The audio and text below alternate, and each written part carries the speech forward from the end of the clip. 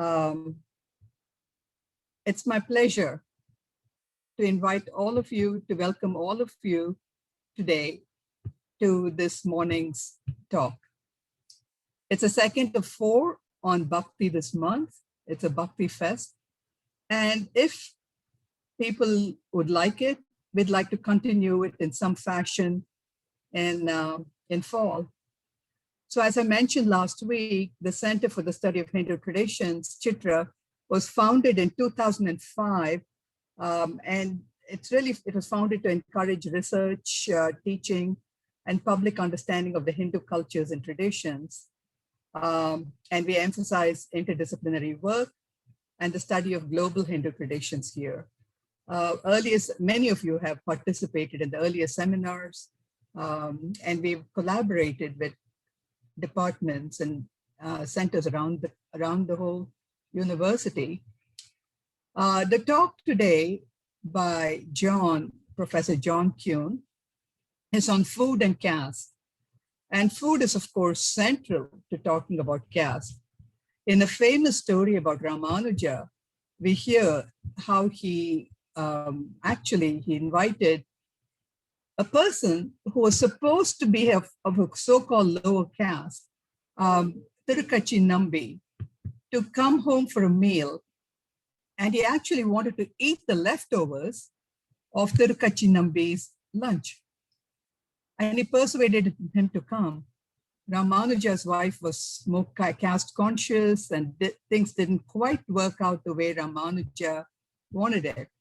And eventually, his wife and he separated. And the issue about caste and food continued well into the 1940s, probably even now in some areas. But in the 1940s, I remember my aunt, who studied in Queen Mary's College in Madras, saying that there was a Brahmin kitchen in Queen Mary's College, a Hindu vegetarian kitchen, a Hindu non-veg kitchen, and so on. And so all through history, we've known that food has been so critical to the caste question, and how this plays out in the so-called egalitarian landscape of Bhakti is the issue here. To talk about it is Professor John Kuhn, who is assistant professor in religious studies at Michigan State University. His work focuses on religion, social history, memory, and especially the notion of equality. His recent monograph, which has just been released, Shared Devotion, Shared Food, Equality and the Bhakti-Caste Question in Western India, has just been released by OUP. And he'll tell us a little bit more about it. He's working on translating the allegorical dance dramas of the 16th century saint poet Eknath, who drew on everyday life and marginalized social characters to convey his teachings. Beyond Bhakti, Professor Koine also studies transnational connections between Buddhists in India, Taiwan, and Japan, and has interest in the role of comparison for studying religion, especially between the Indian and Chinese worlds. And I asked John the other day, if there's something special I should say about him. And of course, there's lots of special things. But I'd like to mention just a couple of things. In going back and teaching in Michigan, in a sense, he's gone back to his Midwestern roots. And he has grown up in a small family farm in rural Wisconsin. And he's talking from Taiwan right now, 12 hours ahead of us, so soon to be midnight. But more than anything, we are truly grateful to him and to Professor Gil Ben-Harut, for all the work that they've been doing for the Regional Bhakti Scholars Network and the Bhakti Virtual Archive Digital Humanities Project. So please join me in welcoming Professor John Kuhn, The format will be the same as last week. After his talk and reflections on the state of the field and on Bhakti, please enter your questions on chat. Well, you can actually enter it anytime.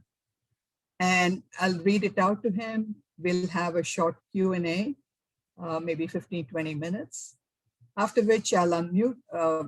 You'll be asked to unmute yourself if you so wish and linger on to chat with John.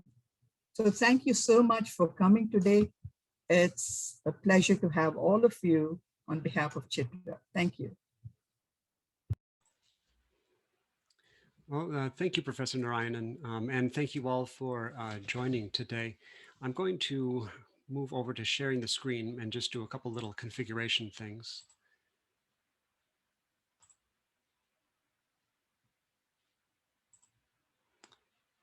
I believe that you should be seeing now the main slide here. Critical commensality is a window into the Bhakti-Caste question. There we go. So again, I'd like to thank Professor Narayanan for the kind introduction and the Center for the Study of Hindu Traditions for allowing me this chance to share some of my work. And I especially appreciate the theme of this Chitra lecture series, Consuming Bhakti, as it points to the practical and material dimensions of Bhakti traditions that are sometimes overlooked in our analyses of texts, poetry, and theologies. This obviously coheres extremely well with my presentation.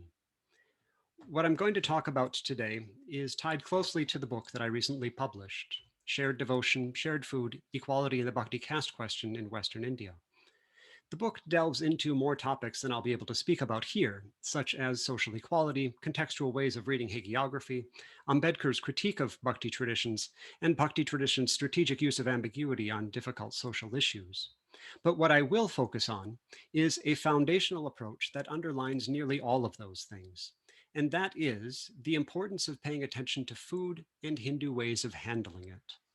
Because it's precisely in food and instances of people eating together that Hindu authors worked through, in various ways, the tricky question of how bhakti ought to relate to caste. So let's consider an example about the 14th century Mahar, or Dalit saint, Tsokamera, and the god Vittal. Tsokamera was a pious devotee and worshipped Vittal regularly while standing outside the temple in Pandharpur, since Dalits were not allowed to enter it. But God appreciated Tsokamera's his devotion, and one night, while everyone was asleep, he invites Tsokamera into the temple for a conversation. A Brahmin outside happens to hear Tsokamera's voice coming from within the temple, and he assembles an angry mob to remove the Dalit man and banish him from the town. While in exile, Tsokamera gets visited by God again, who this time sits down and joins the Dalit man for a meal. While serving the deity, Tsokamera's wife accidentally spills some curds on him, and Tsokamera chastises her. A passing Brahmin hears Tsokamera talking about eating with God, but the deity somehow doesn't appear to the Brahmin. So he concludes that Tsokamera is just putting on some kind of insolent theatrical display. He walks up to Tsokamera, slaps him across the face, and leaves. That evening, when the Brahmin enters the temple, he sees the stone statue of Vittal with curds on his clothes, and the deity's cheek is swollen in the spot where he had slapped Tsokamera.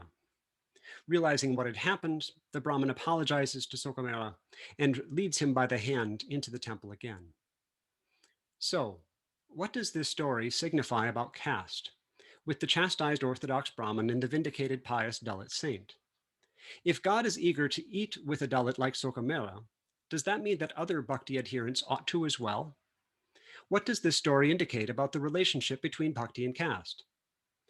This is the kind of story, and these are the kinds of questions that inspired my project. In my presentation today, you can anticipate the following courses.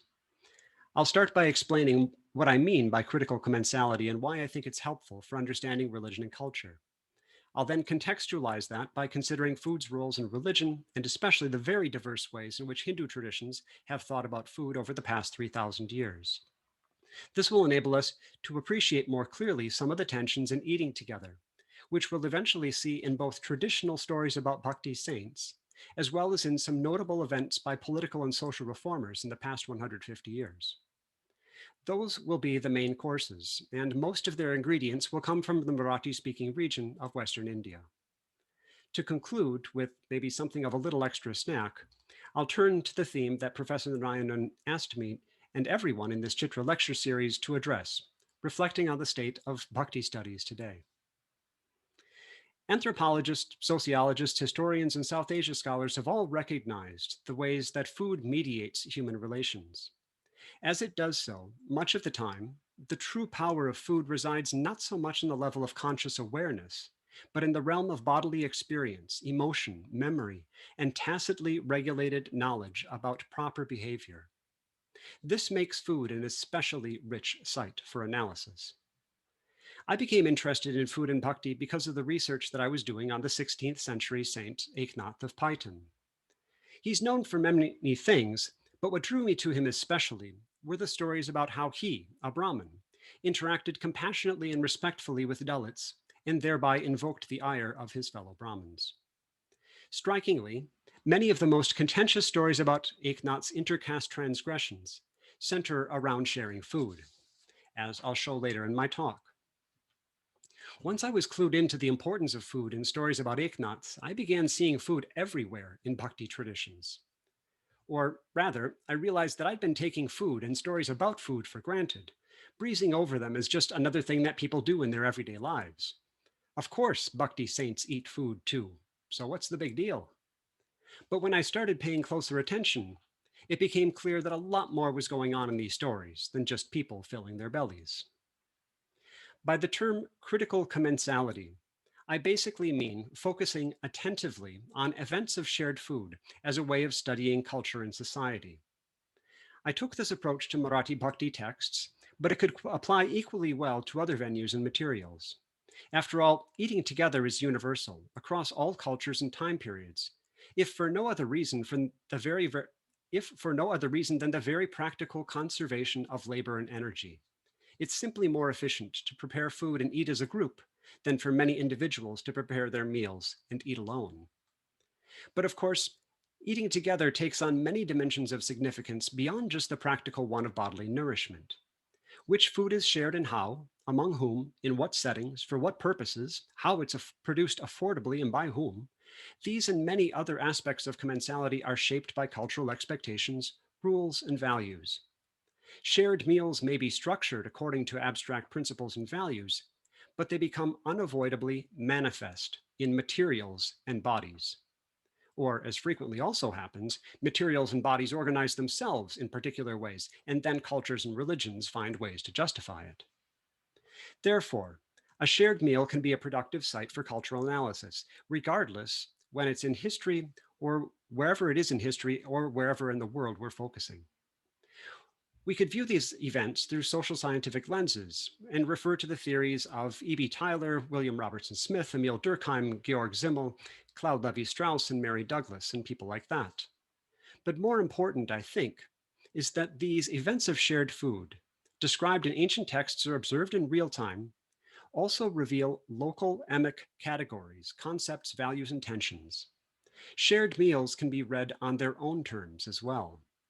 And for this reason, focusing on commensality can be extremely valuable for understanding social tensions and changes within a community in the ways that they understand them themselves. Within the larger field of religious studies, we might compare this to a feminist hermeneutics of suspicion, as promoted by people like Rosemary Radford Ruther and Elizabeth Schussler Fiorenza.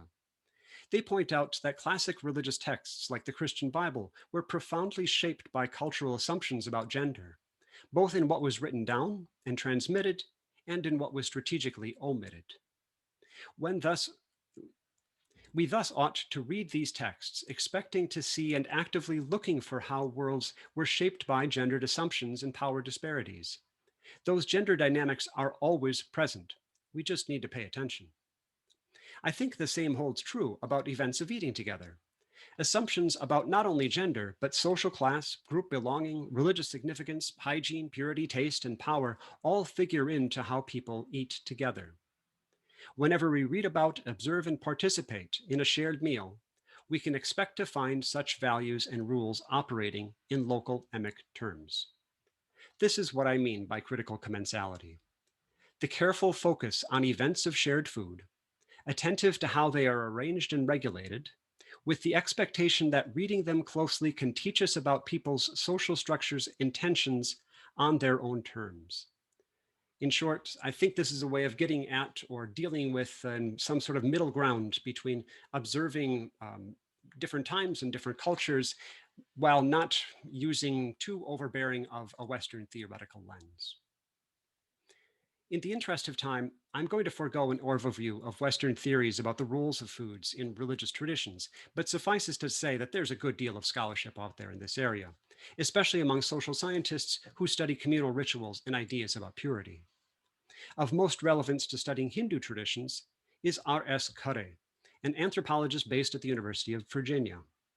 Coming out of research he did on Brahmin and Dalit communities in Lucknow, Khare wrote about Hindu gastrosemantics, the paradigms of meaning that Hindus refer to as they interact with food.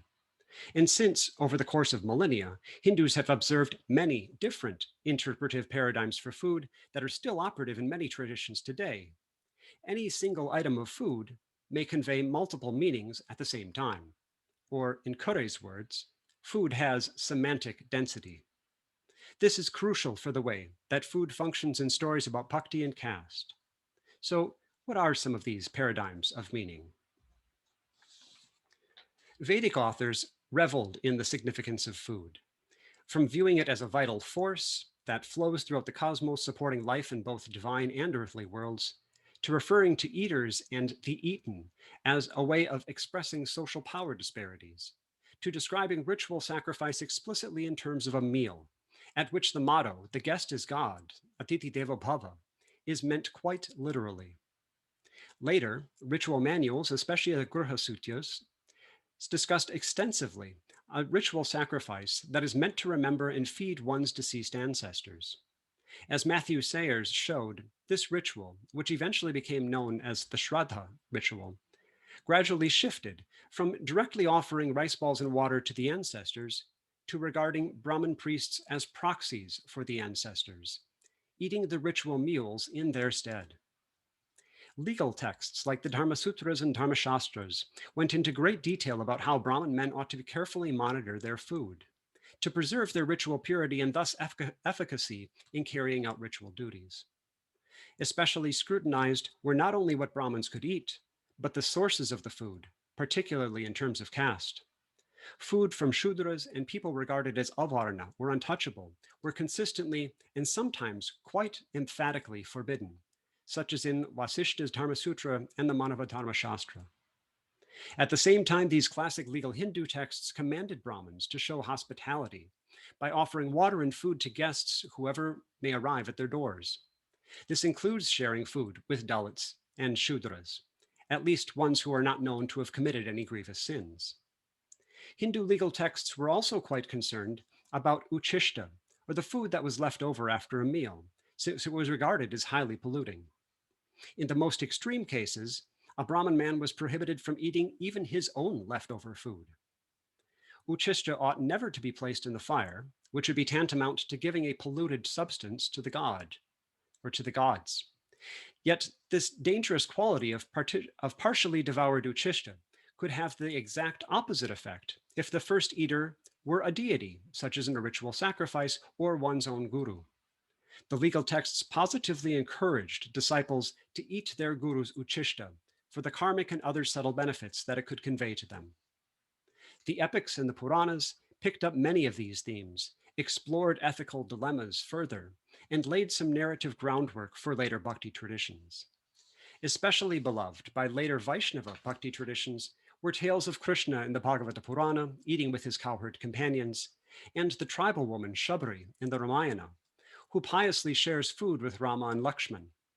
As Philip Lutgendorf has pointed out, some vernacular renditions of the Ramayana include a remarkable detail that Sanskrit versions either omitted or glossed over. Not only does Shabri collect and share food with these royal exiles, she carefully tastes each berry that she collects in order to ensure that it's adequately sweet before giving them to her guests. What would normally be a highly polluting instance of uchishta here is graciously and gratefully accepted by Rama because he sees that Shabri had acted out of pure devotion. It's not surprising then to find Shabri extolled by many bhakti traditions as a model of bhakti, sharing food that had touched her own mouth with God. These are just a sampling of the range of ways in which Hindu traditions have understood, talked about, and regulated food among people. Bhakti traditions selected from among these and other possibilities as they too managed their relationships with food in a variety of ways. I'd like to look more closely now at some specific examples from the major Bhakti tradition in Marathi-speaking Western India, the Warkari Sampradaya, who are well known for promoting social inclusivity on the grounds that God, named Vittal here for the Warkaris, are, uh, welcomes devotion from people of all castes and genders. I'm specifically concerned with how Warkari authors used food stories to work out the implications that this spiritual equality could have on the social world and caste hierarchy. Two stories about the Brahmin saint Eknath interacting with Dalits are ideal for this. These stories come from texts that were composed in the 17th and 18th centuries, although it's likely that the stories were circulating orally before this. In the first story, Eknath prepares a Shraddha ceremony to honor and commemorate his ancestors. And as we just observed, at the center of this ritual, the head of the house would invite Brahmin men of good standing to eat a meal at his home, before which they would do rituals that would honor the deceased. This was understood to transform the event so that it were as if the host's own ancestors were being fed at the meal. When the episode starts, Eknath and his households are busy preparing the feast, and Brahmin guests who have gone to the river are ritually purifying themselves before they can eat. In the meantime, some people who are clearly not Brahmins arrive and ask to eat the meal. Eknath serves the interlopers, despite knowing that this could create some trouble. The Brahmins eventually return from the river, are outraged that their food has been served to others. Eknath lays out a second feast, but the Brahmins refuse to eat it. And then a wonder happens. Eknath's own deceased ancestors miraculously appear, shining in glory and eating the food themselves, leaving the Brahmins humble and impressed. If we had more time, I would go into the details about the various kinds of changes that occurred in the story as hagiographers, playwrights, and film producers repeated it over 3 centuries. For example, depending on who's telling the story, the identity of the interlopers changes. Some authors state that they were Dalits, while other authors portray them as Muslim mendicants who were actually Brahma, Vishnu, and Shiva in disguise. Other changes include Eknath's reasoning for serving the interlopers. What exactly prompts the ancestors to miraculously appear, and whether Eknath undergoes purification rituals afterwards. A major takeaway, though, is that throughout all these changes, the hagiographers consistently maintain the intercaste tension and the miracle in the meal.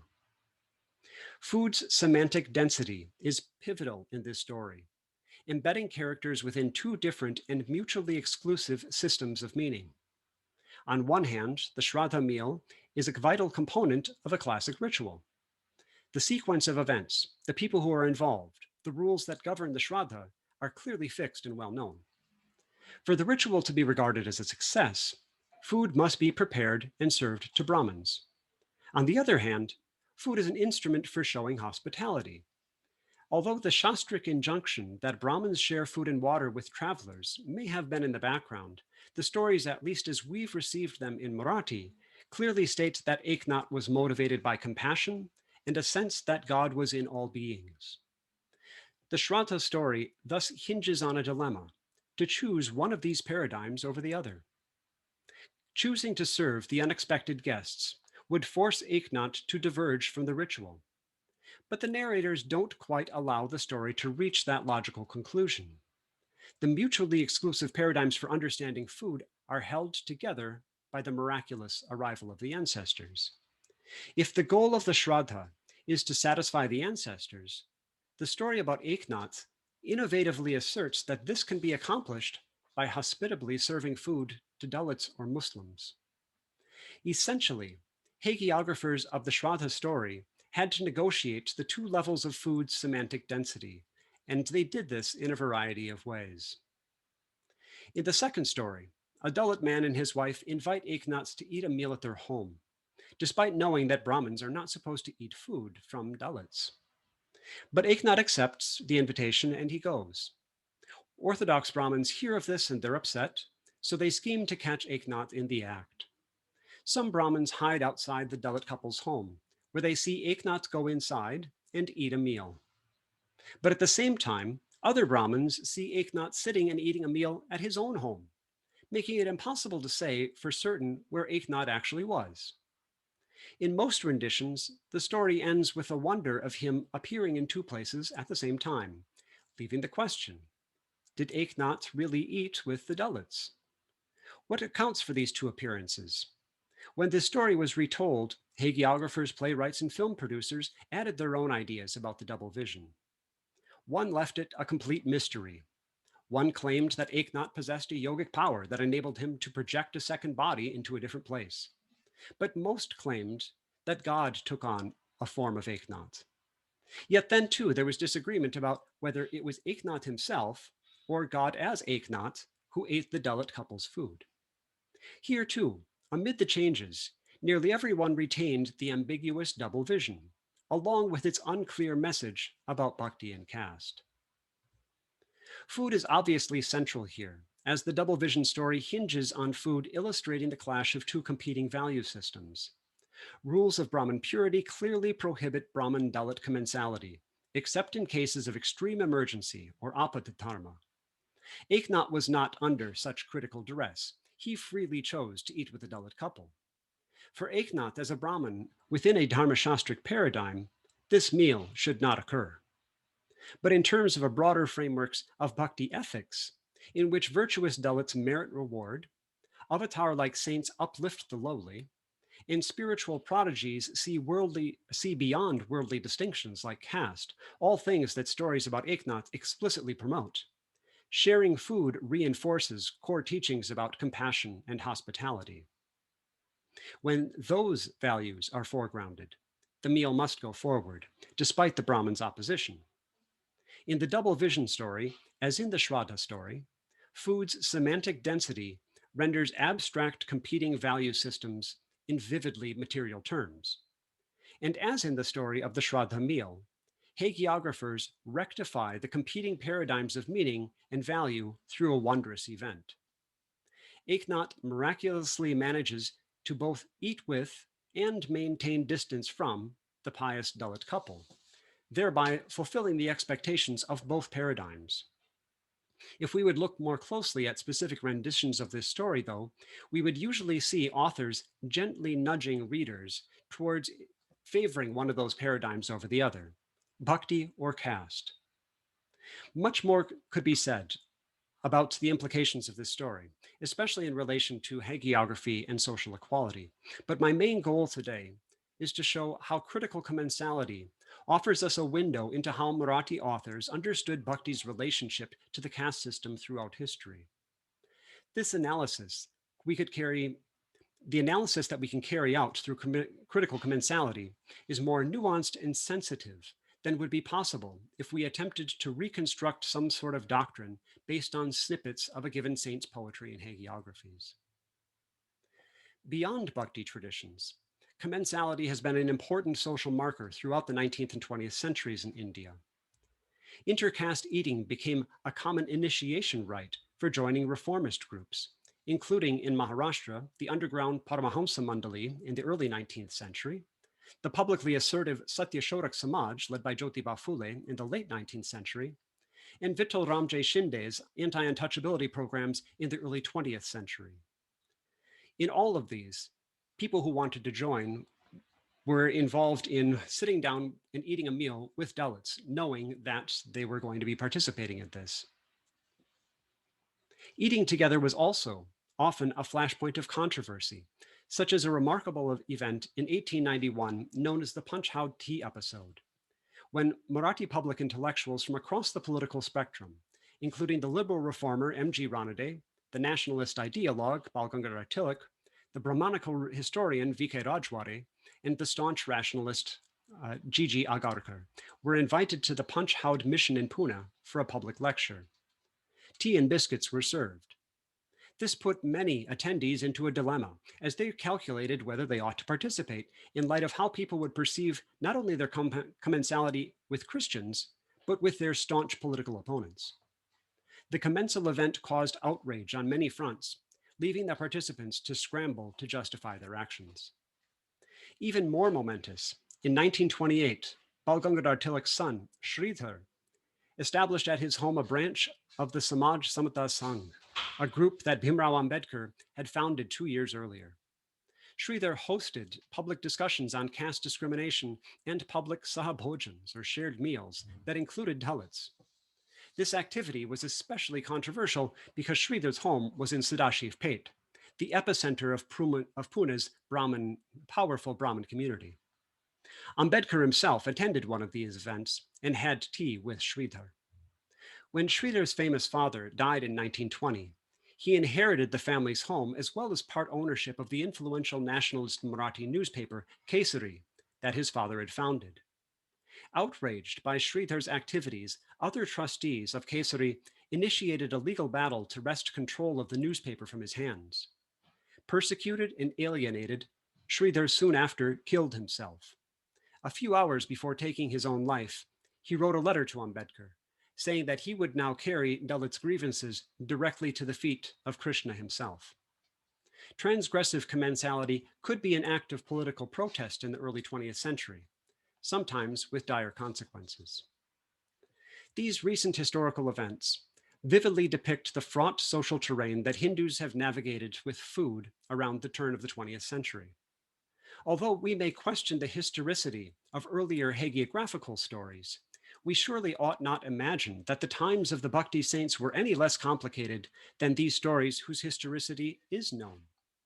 I take for granted that the social lives of the saints, their followers, and hagiographers were marvelously complex, far more than is evident in the texts that they left behind. It is this presumption of complexity that inclines me to read Bhakti poetry and hagiography in the rich, polyvocal, strategically ambiguous ways that I do. Observing food and its many significances is an excellent way to become sensitized to this complexity. In a more activist, world constructive vein, Marxist political theorist Banu Bargu has discussed strategically using commensality for social change. Bargu argues that by not promoting eating together more often, left-wing movements have lost a valuable means of achieving exactly the kind of social equality that they extol.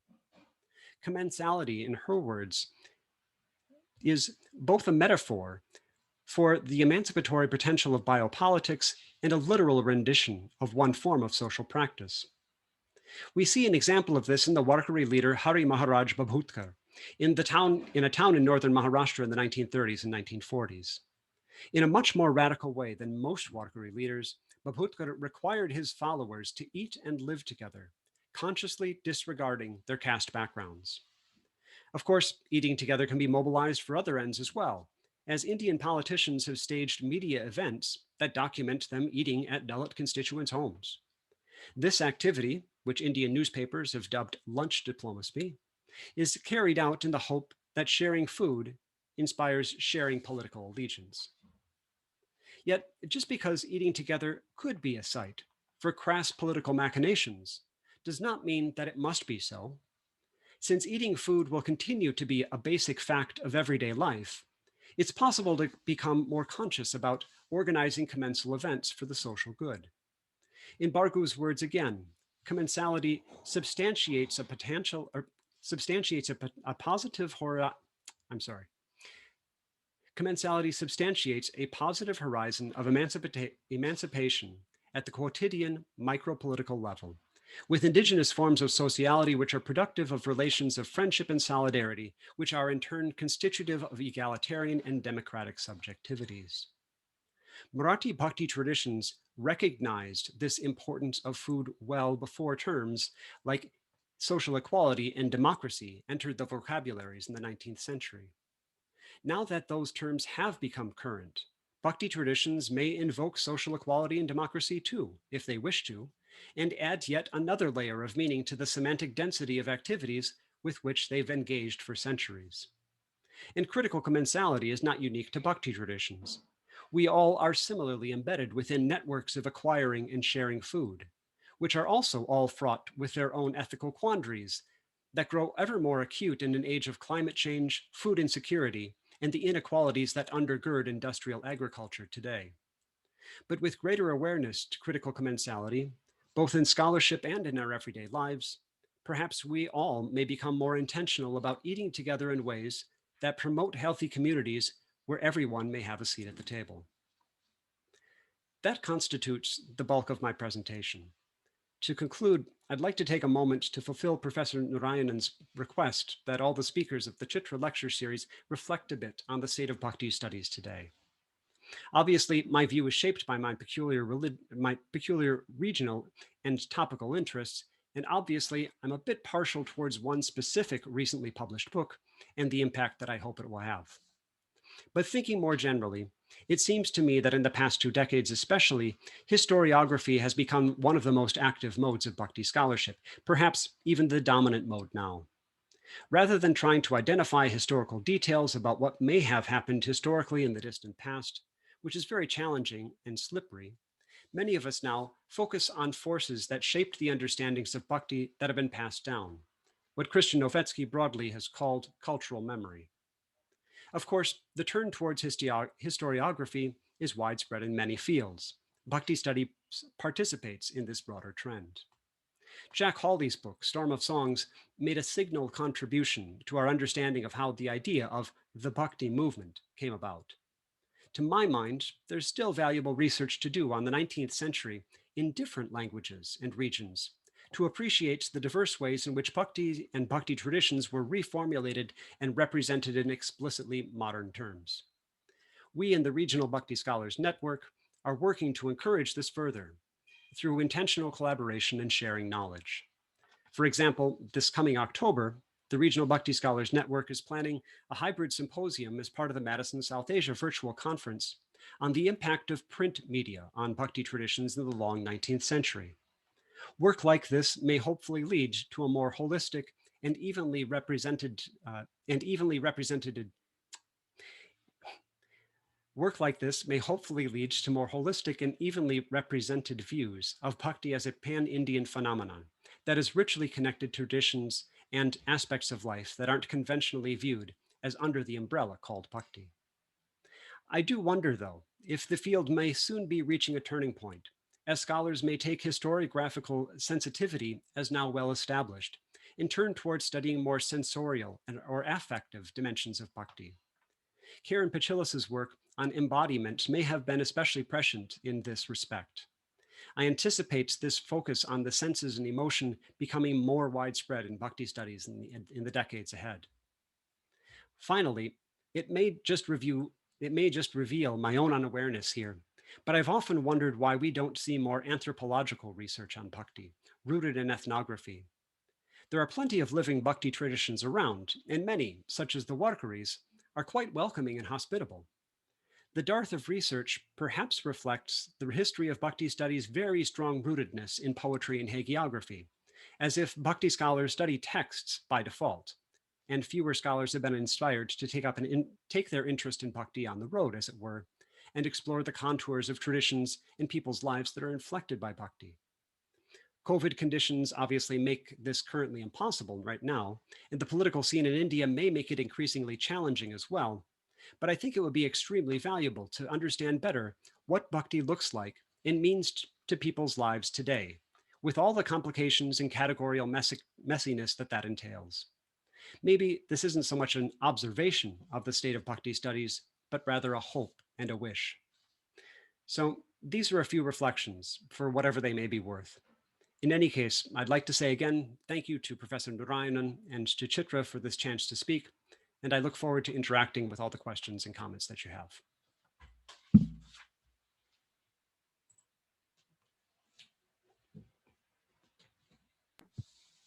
Thank you for a very rich feast, John. Appreciate it. Everyone joins me in showing our appreciation. A wonderful, wonderful talk. Thank you. I'd like to remind everyone about 2 more talks coming up later this month as you're writing your questions down.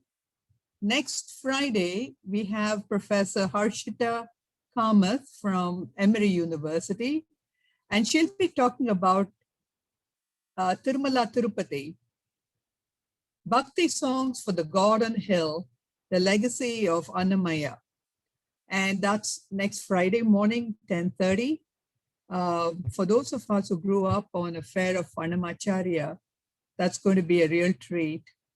And the last Friday, beginning of Memorial Day weekend, we have Professor Heidi Powells of University of Washington, and she'll be talking about emotion and devotion, the rise of the vernacular revisited. Again, that's on May 28th. So please be sure to be here then. John, I remember as you were talking and you showed the picture of all the people sitting in lines in the panti and eating. I remembered something that Pandurang Vaman Kane wrote in the longest chapter on food. And he said, and this made me pause, that there was a belief that people who sat in lines in the pantis and ate shared in each other's karma. So when I have certain dinners and meals with some people, I kind of sit there and pause a little bit, wondering if I want to share their karma too. I'm sure it goes both ways. But how does the sharing of karma fit into the caste issues here? So, I mean, in a number of ways, one aspect of pilgrimage, and for, pilgrimage, as many of you know, is central to the Warkari traditions. The very name itself, Warkari, is the people who do pilgrimage, Wari. And there, one of the things that I think is especially interesting in some of the Dharma Shastric texts is an allowance that a lot of caste expectations are suspended while on pilgrimage. Because of the pilgrimage conditions, they're simply sort of impossible to follow, and one's proceeding towards a holy area. So there's sort of a mediation there about how karma plays in. At least in the texts that I've been focusing on in the Marathi traditions, karma is not coming up so often, except for trying to explain why the Dalits that Eknath eats with are especially well qualified Dalits. These are not just sort of your run of the day, your run of the mill, sort of average untouchables. These are really extraordinary ones. And that's one of the ways that hagiographers try to mediate the stories, to say, well, these are, in fact, these are like the Brahmins of Dalits. They're not just sort of the average ones. And they were only Dalits because some kind of karmic little twist of fate happened in the past, and they were born into the lives that they were born into. But actually, they were pious Vaishnavas in the past life. And so karma sort of plays into it that way. Otherwise, off the top of my head, I've not thinking of many ways that karma kind of actually consciously plays in. Thank you, John. Next question, a comment and a question from Gil. Thank you for a great talk, John. You mentioned the modern turn in bhakti, but could you please elaborate on its role and place within the complex grid of social and political powers played out in the 20th century occurrences of public commensality that you mentioned? So I'm not entirely sure the modern turn, what exactly is being referred to there. The turn towards historiography, or the turn, just maybe get a little clarification.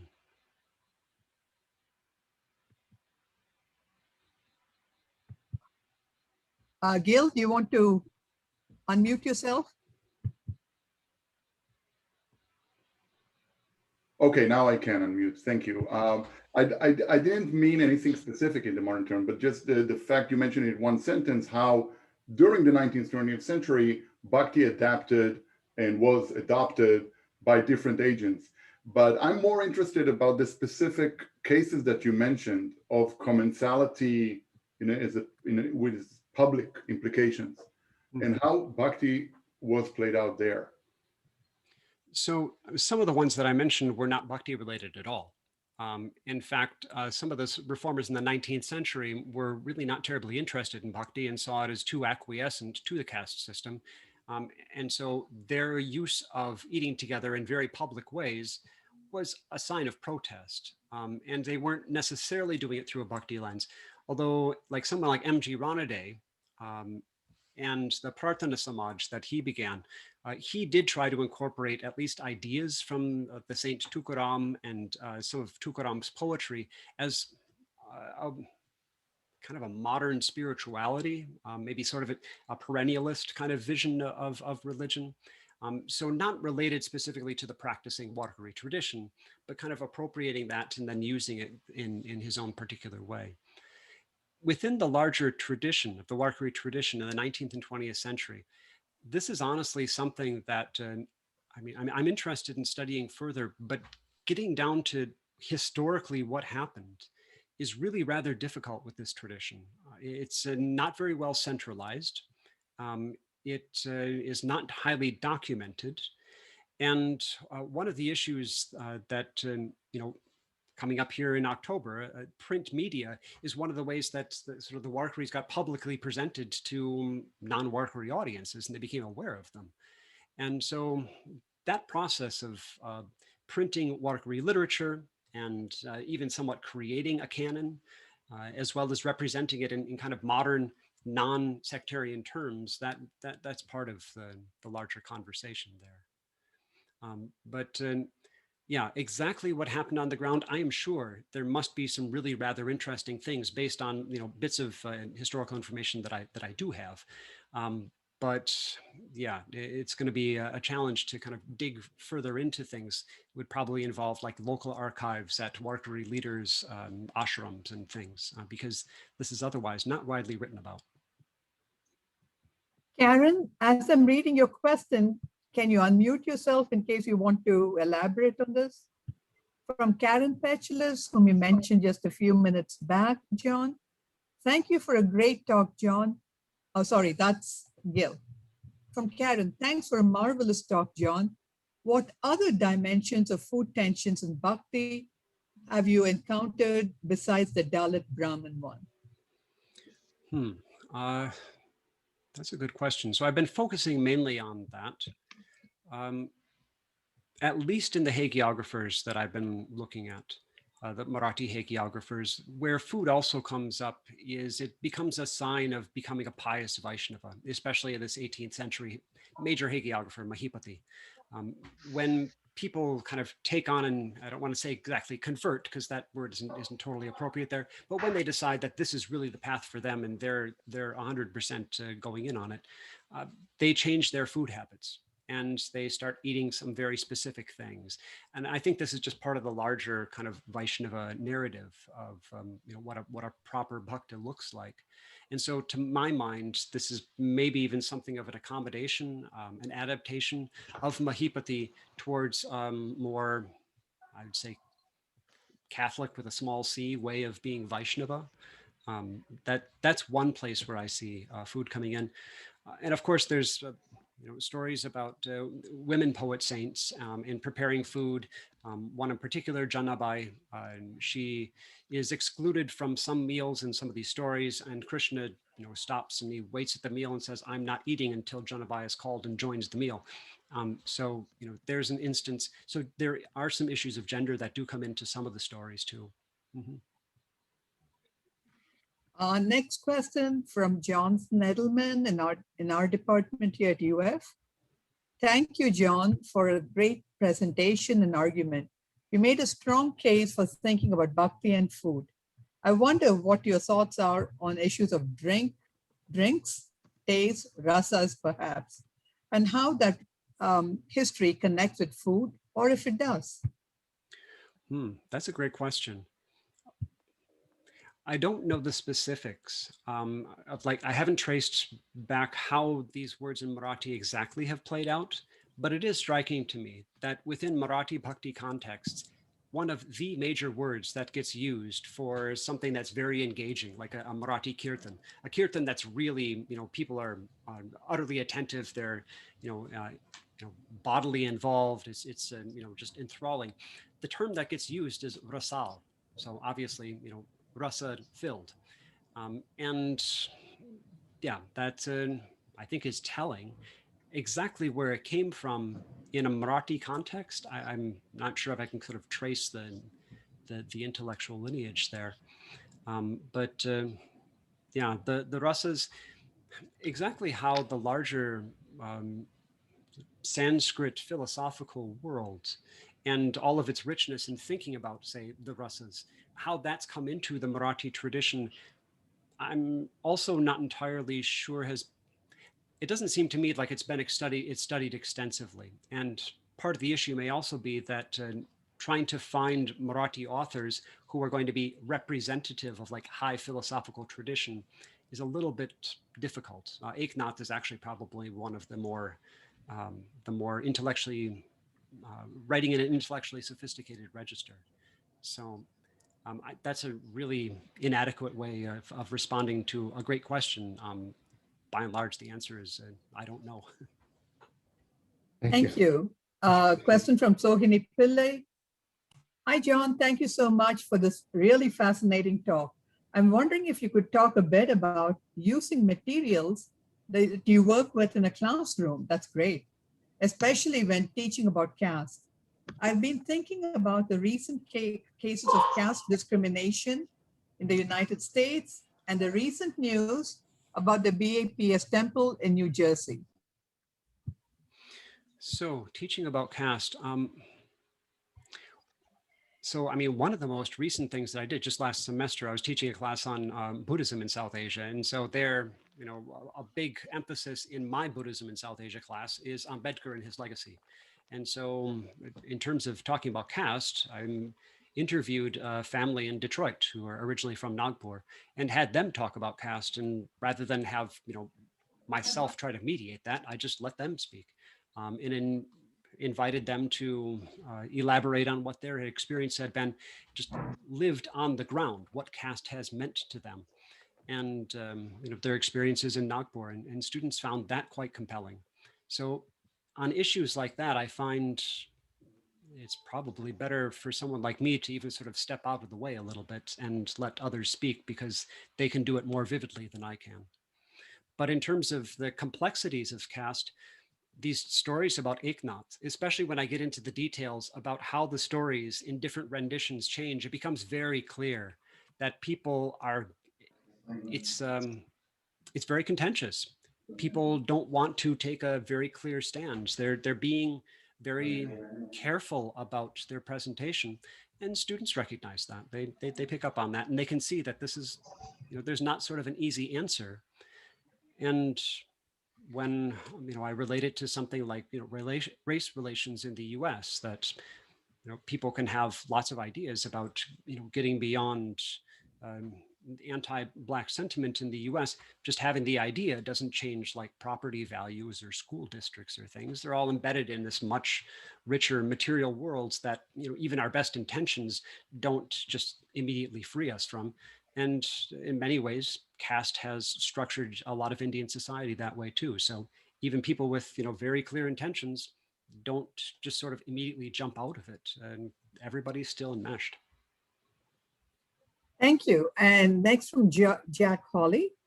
I wonder if when Eknath's Commensality is performed in more or less recent times, there's information about how audience members took the side of the Brahmin traditionalists. Is such a response actually supported within the Bhakti performance envelope? Or are those who see and hear expected to be temporary or honorary radical bhaktas for that period of time, thence to return to their our ordinary lives? So is it just briefly suspended? So this is exactly getting at the thing that I said at the end of the lecture. I wish there were more ethnographic research on Bhakti traditions, because this is exactly one of those questions that I think requires that more ethnographic sensitivity. So I spent a fair amount of time with some of Eknath's ancestors in Paitan. I did a pilgrimage from Paitan to Pandharpur with them for 18 days. And I was watching very carefully about how they interacted with people. And, you know, there was evidence of people overcoming caste or disregarding caste pretty freely on the pilgrimage route there, but then that was the pilgrimage. A lot of Eknath's ancestors didn't seem to be terribly interested in that, to be honest. That was not a major theme. And I think especially after Dr. Ambedkar and the conversion of a lot of Mahars in Maharashtra to Buddhism, this argument that bhakti is a very inclusive and potentially egalitarian movement doesn't carry a whole lot of water. It's something that people might sort of refer to in their heads, but it's really hard to really make a strong assertion when it's just obvious that there are a lot of Mahars who have just walked away from the bhakti tradition, explicitly rejected it and said, this whatever ideals it holds, it hasn't played out that way. So I would like to think that given the diversity of people who engage in pilgrimages and the number of people who go on repeated pilgrimages, that there must be some people who are transformed by this. I would like to think that. I just statistically, it strikes me that it must happen, but I don't have, like, say, ethnographic evidence or like documentation to back it up. I have been impressed. I have been positively impressed by a lot of the Warkaris that I have met, and how they've gone about their lives, and even talked about caste. But there too, a lot of Warkaris aren't of the sort of educated middle classes. They're coming from especially cultivator backgrounds, and so their ways of interacting with the world, especially a lot of them coming from what we would say as sort of Shudra backgrounds, there is also sort of a attention for material scarcity in a lot of the villages, and then issues of reservations and things come up and have sort of an extra charge to them as well. So there too is a great question, and I think it really deserves more ethnographic close observation. A question from Nimeshika Venkatesan. Thank you for that wonderful talk, Professor Poini. The notion of commensality is particularly intriguing in the context of caste discussions. I was wondering how you'd look at the phenomenon of annadana, which is sometimes done for divine fulfillment in the larger discussion of commensality. So what parameters would that entail? So, I mean, annadana, at least as it strikes me immediately, the major place where this happens is through the injunctions of hospitality, and just organized on a scale of, by royal patrons and institutions. So that is one way that it plays out. Commensality, usually the people who are sponsoring annadana, to the best of my knowledge, are not sitting down with the people who show up and eat the food that's being offered. So, it's a commensality, maybe, if we want to call it that, it's at a distance of the patrons and the people who are benefiting from the patronage. So in that sense, commensality might be not an entirely fitting word for exactly what's happening, but for people who are showing up and participating in annadana, there's obviously commensality there. Next from Irina, I think Irina is from Russia. She's in Portugal right now. So she writes, thanks, John. Your presentation is mostly limited to the cases from Eknath. You treat other fascinating stories in your book, like, for example, the feast in Pandharpur after Jnaneshwar and Namdev's return from the pilgrimage, with Vitoba serving everyone, or Vitoba eating, and I think you just mentioned it actually, John, or Vitoba eating Janabai's leftovers. Yes, I do in the book include, that story especially of, so it's in Mahipati. I don't know if it comes earlier than Mahipati, but the story especially of Namdev and Jnandev coming back from the larger pilgrimage. Vitoba has missed them, throws a feast, eats with sometimes Namdev, also eats Namdev's uchishta. The Brahmins get upset. That is theologically, I would say, one of the richest explorations of the relationship of bhakti and caste. Eknath's not involved, so that's partially why I didn't mention him today, and just limited time and things. But that is a very, very rich story, especially because the way that Krishna justifies himself to the Brahmins who are criticizing him is one way. And then Mahipati has this reflection, up in heaven where then Radha and Rukmini and Vithoba's different companions, they also try to say, well, why did he eat this food and then undergo purification rituals? Why was that necessary if he's God? And you see actually several different rationales presented in that. It's a fantastic story. So yeah, Thank you. it's in the book. Mm-hmm. Thank you. Yeah. Yep. And next, Heidi. Heidi Powell's. Congratulations, John, on a wonderfully crafted talk, which is a true faith. Amen. I'm glad you refer to the feminist approaches to the issue. Since women are so central to the food preparation, I think this is really important to look at. Your story about Eknath featured the mistake, that's in quotation marks, by his wife. Something similar is told about Hariram Vyas, as discussed in my book, In Praise of Holy Men. There seems to be a tension between the inclusivity of Dalits rather than women, especially in the light of the recent movie, Great Indian Kitchen. This takes on interesting dimensions. Ooh, that's great. So yeah, it's a great observation. The story is not the one that we're referring to. Actually, is not about Eknath. It's about Sokamera and his wife. I think that's the one where she is said to have spilled curds on Vithoba's clothes. But yeah, the place of the wives in these stories about Sokamera and also of Eknath. There's a range of relationships that bhakti saints, that male bhakti saints have in Marathi traditions, especially with their wives. Tukaram's got a rather notorious one that's reflected well in this film, 1937, 38, I think. That she's not really on board with Tukaram's piety. For Eknath, his wife is always depicted as extremely faithful and supportive through everything. And she's sort of in the story, sort of a supportive player. But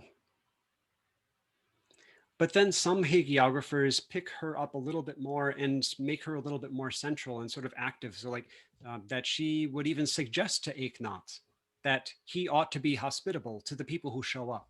So sometimes she's actually given some agency. So, kind of nudging Eknath in the right direction, saying, hey, better pay attention to this. But yeah, she's still not the focus of the stories. Janabai is different. She, as a Shudra, she does get a different level of attention there, but she doesn't have quite the same level of prominence in the Marathi tradition as the sort of the four big male bhakti saints do. But it's great observation. I just wonder whether it represents maybe some kind of tension there that the woman has suppressed and that comes out, like in the Great Indian Kitchen. Mm-hmm. Yeah, I don't know. I would certainly, I'll pay attention to that more in the future. Mm-hmm. A great comment and a question from Harshita. Harshita says, first off, I want to plug John's book. Hey, John, please do say something about it. That's my comment here. John was generous enough to share page proofs with my graduate seminar this semester, that's Harshita's. And they read the book and loved it. I think it would work extremely well for both graduate and undergraduate courses, so please consider assigning it for next year's courses. Question for John. Could you speak a bit more about Ambedkar's complex engagement with bhakti and food, particularly since your final chapter is entitled Bhakti in the Shadow of Ambedkar? Mm-hmm. So Dr. Ambedkar, right from the introduction onwards, Dr. Ambedkar, he helps to frame the entire book, because the question of equality really, I think, is most directly put by him. I have a little citation from The Annihilation of Caste, or that his response to Gandhi, who's responding to The Annihilation of Caste, in which he says, people talk about social equality, but I just don't see it. They might have talked about people being equal before God, but the Bhakti traditions did not create social equality, or they did not realize social equality, and we should just be honest about that. And so he's very straightforward. Right? His relationship to some of the Dalit saints is very, he honors them. He appreciates them, values them, lifts them up. But in all of his interactions, he's not encouraging anybody to hang around and wait for the Bhakti traditions to get on board with social equality. Just like they were not interested in that. And it's a mistake to think that they were. That's the question that really got me to get into the book, was like, is it possible to take Dr. Ambedkar's assessment seriously and give it credence, which I really do. I think he's right about how a lot of Bhakti traditions, especially in Maharashtra, how actually at his time, how they played out. His assessment of liberal Hindu reformers like M.G. Ranaday's way of talking about Bhakti as a social egalitarian movement, I think his assessment of Ranaday is right on. But at the same time, Dr. Ambedkar's use of social equality as like the standard, the benchmark to say, this is what we're comparing to. It's a modern benchmark. And then how did traditions try to, how did they understand themselves when the idea of social equality was not available to them? So that's really the thing that drives the entire book there.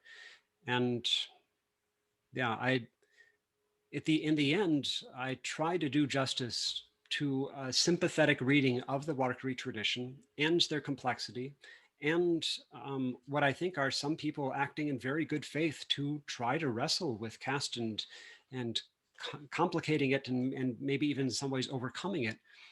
Try to do justice to that, and then also justice to Dr. Ambedkar, and those are two positions that they don't come together nicely.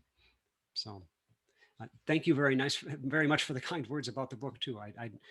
I tried, or I hoped that I wrote it in a way that was accessible to people, and so it's nice to hear that people enjoyed it. Please look out for an announcement coming soon on the book launch of Professor Coiney's new book. Next question from Professor David Lorenzen. Hi, David. Thanks to John for an original approach to the subject. Then comes the question. John's approach is at least partly historiographical, but he has said very little about the political context of these Bhakti-related interactions and its influence on them. What can you say about this topic? So Bhakti-related interactions, if we're looking back to, say, the 16th century when Eknath would have lived, getting really good historical material that we can reliably say things about is very difficult, at least in Maharashtra. It might be somewhat easier in some other places, but I think that probably is going to hold true for a lot of Bhakti traditions. Getting really reliable historical information, a lot of it is speculation based on Bhakti texts, and that is a different way of reasoning.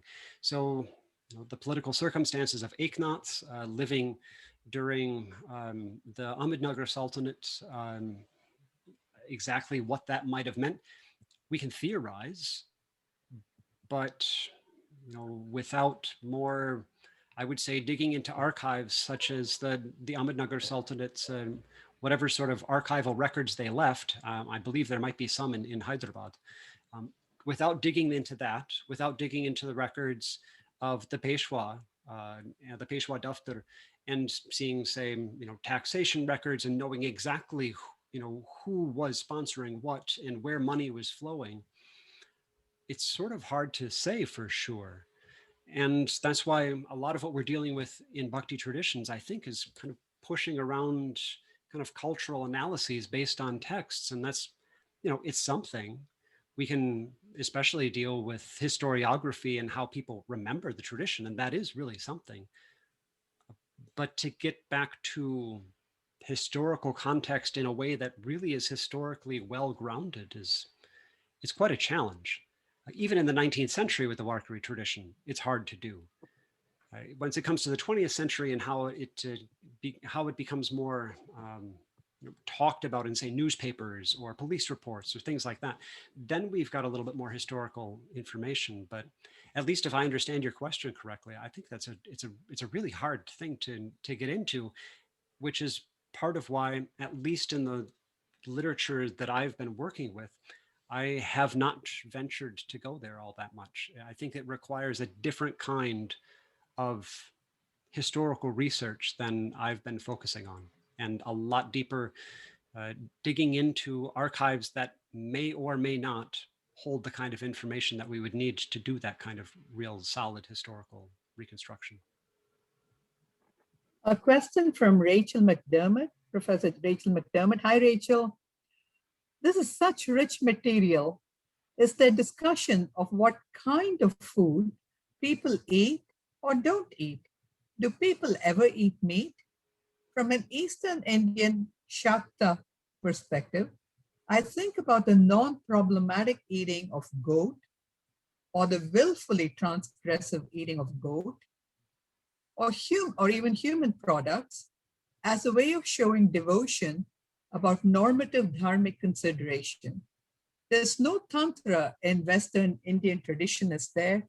And I'm going to piggyback another question on this. This is from Lee Schlesinger. Expanding a little on McDermott's question, I wrote mine before reading hers.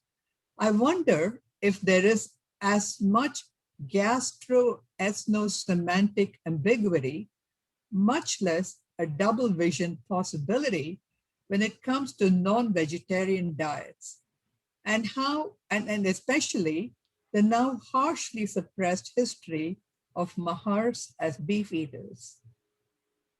With the absence of mention of non-vegetarian diets in your presentation suggest a triumph of Sanskritization over modernization or other socio-political reform success?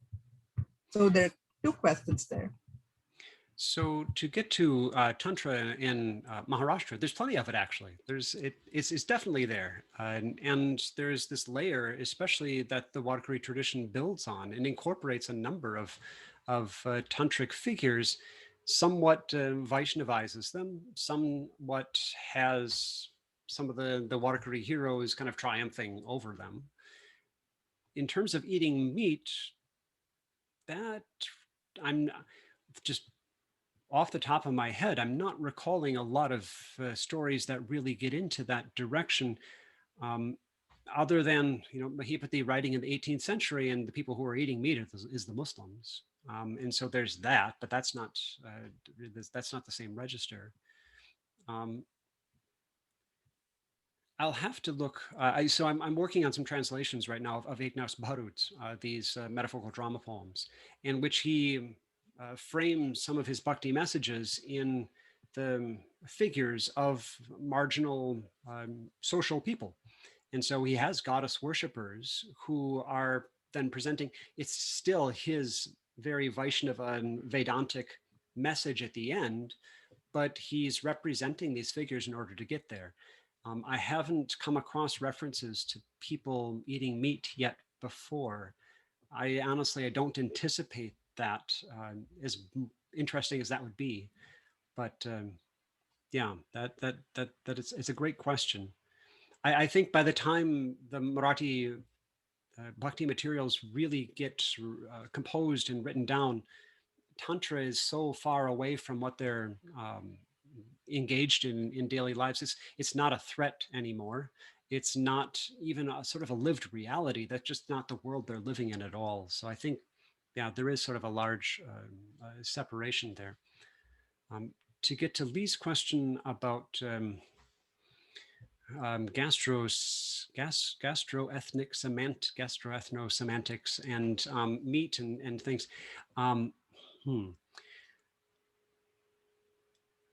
I could see ways in which eating meat could be less strategically ambiguous, but I I wouldn't presuppose, though, that at least logically, I mean, you can write ambiguity in all kinds of things. And um, yeah,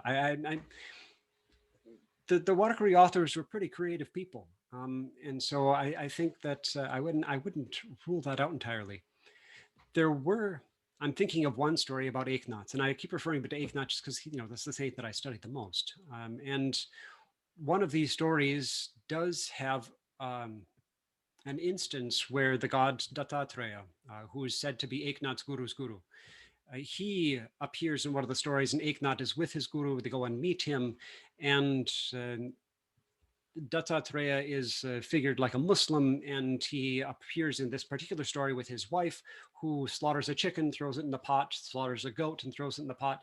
And then there's sort of Brahmins tailing along, kind of trying to catch Eknath and Janardana, hanging out with this Muslim guy. And so Janardana then points to the Brahmins who are sort of hiding in the bushes and says, now, chop up them, throw them in the pot. So that doesn't happen, they run away. But and in the end, Dattatreya reveals himself as Dattatreya. It's not an actual, it's not an actual meat-eating event. But that's one place where meat eating comes in. But that's really, it's an unusual story. It's a very late story. And to be honest, I think that story even got transferred from somewhere else and connected to Eknath. I don't think it wasn't in the original set of stories about him. So, yeah. So lots of wonderful compliments, John, here. But I'm going to go to a question and then come back to the comments. Question from Dr. Deepak, who, by the way, was one of the earliest supporters of Chitra 16 years ago. Thank you, Dr. Deepak. Thanks, appreciate it. Do you feel that the concept of the breaking bread together, or more literally, cultures like the Ethiopian sponge bread, I guess this is the injera, shared in the same lineage? I'm not sure. I mean, a lot of people are breaking some kind of food together, and that's one finds that around pretty well. I mean, it's central to Christian tradition. The agape meal is like from the get-go, and communion, the Eucharist. So that's there. Unless you've got a more sort of specific idea of what breaking bread looks like in the way that you're understanding it, I think this is actually quite widespread. And I'm thinking here, in a Taiwanese realm too. Chinese history is vast, and the way that people have used food and especially ritual is extremely extensive. So people eating together here, it's very, very widespread and integrated into religious festivals. So there might be some narrow instances which we might be able to compare a little bit more closely, but I think this is actually a pretty widespread thing. Thank you, John. And I have a number of wonderful comments, just people loving your talk. Stephen Lindquist says, enjoyed your talk, John, and he has to step out early to teach a summer course, but he wanted to say thank you and that you've given wonderful ideas and materials to use, especially in my discussion on caste tomorrow. Greatly appreciate it. And Irina also says thank you. And a number of people have said thank you to you here, and I'll forward the chat to you. So this brings, I think, we're pretty much at the end of our questions here. Oh, there's one more. Can I say one thing just in response Sure. to all of that? So I see so many faces here, and I'm only got one screen of one of the 3 Zoom screens up here, so I don't see exactly all who's here. But I mean, I see so many of you that have contributed to this project along the way. So I mean, as people are thanking me, I mean, it's really a celebration, because I would not be here talking about this if it were not for so many of you too. So I thank you all for all of your contributions that allowed this to happen. And especially to you also, Wasu, for creating this event and putting this on. Well, Jack Hawley and I came up with this idea way back, and it just took a life of its own. A last question, if you don't mind my keeping you up so late, John. I realize the lateness of the hour in Taiwan now. Hi, John. This is from Upali Shraman to everyone. Hi, John. So nice to see you. What a great talk. And congratulations on the publication of your book. Looking forward to reading it soon. A quick question. Eating together with members of different castes is frequently seen in Buddhist narratives. Your presentation today has given me some thoughts to look at these narratives from a new perspective. Do you make any references to commensality in the Buddhist context in your book? I wonder if you think about these things. So I certainly think about them. I'm thinking about them quite a bit, especially in the project that I'm working on now of Buddhists from India and Taiwan and Japan all getting together. And like, especially who eats what food, because like I know there's Indian students right now here in Taiwan at a Buddhist university. Eating Taiwanese food for Indian students is a challenge. And so even with the best of intentions, people wanting to come together, it's hard. So yeah, I do think about this. I don't recall in the book including specific references to Buddhists eating together because I don't think that really came in so much. I'm sure getting into further research about Dr. Ambedkar's legacy, and especially his followers, and the kinds of boundaries that they either drew themselves or were forced to draw by people outside. I'm sure that there's some interesting things that are going on there, and whether or not followers of Ambedkar are even willing to be approaching caste Hindus and inviting them to meals or engaging with them. That is a challenging question, and I am looking forward to looking into that more deeply. But yeah, right now I don't have a whole lot to say about that in India specifically, and the narratives that you're referring to of Buddhists of different caste backgrounds eating together. Let's definitely talk more about that. I'd love to hear it. And I would anticipate there too, with a critical commensality approach, there's still going to be some kinds of structural, orientations, values, probably inequities that are still even represented there as well in the process of trying to present an intercaste, socially harmonious event. Thank you again. Anyone can unmute themselves. I've given you total power. And once again, a very, very big thank you, John, for a splendid presentation. And also many thanks for staying up so late. So please join me in thanking John for a great feast. And we look forward to having Harshita next week. And I think you can all unmute yourself. Yeah. If you'd like to stick around. Thank you, John. Thank you, John. Thank you. Thank you, Appreciate it, Vasu. John. That was great. Really good. You're welcome. Next time. Thank you. Bye. Forward to Good to digging see into so that many of book you. very soon. Nice to see you, John. If any of you would like to be on the Chitra mailing list, we promise not to bombard you. We don't have that much money anyway, so it'll probably be a couple of times a semester, if that. While John Guy is here, I'd like to put a plug in. Sometime between late October and early November, we'll be determining the date fairly soon with John. John will be giving a talk on the contributions and the art in Gujarat next fall. So we have some wonderful talks coming up.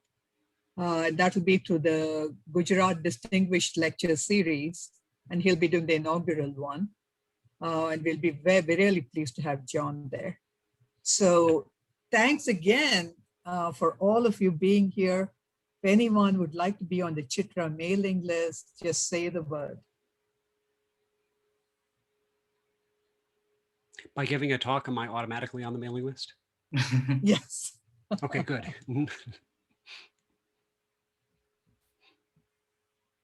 No good deed goes unpunished. Mm-hmm. Thanks again, Vasu, Yeah. for your fabulous hospitality. Thank you. I wish you could all be here to have food break, do the curry in a hurry at my home. Mhm. But That's what they always say, but then we have to wait to see whether it actually gets served or not. God willing, pretty soon you can all be here in person. Vasu, do you know, is there a way to, I mean, if nothing else, I'd like to just get a transcript of the things that are in the chat, just for my own records. Yes, yes, And I absolutely. mean, I'll send you the chat and a link to your recording. because I see here some people sent me direct, I have not opened the chat at all. And so like, Oh, I direct can't see the messages, ones that came to you by direct one. yeah. That let won't me be on the list.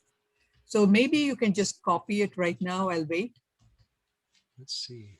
But we do have recordings of some of these talks. Bye, Jack.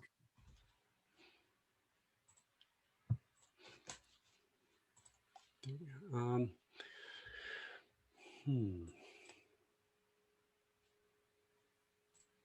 So if it's just to you, John, I can't see it. Yep, I know what you mean. I'm just making sure that I've got. Okay, I do have everything. You Yep, got it? I was able to copy everything out. Okay.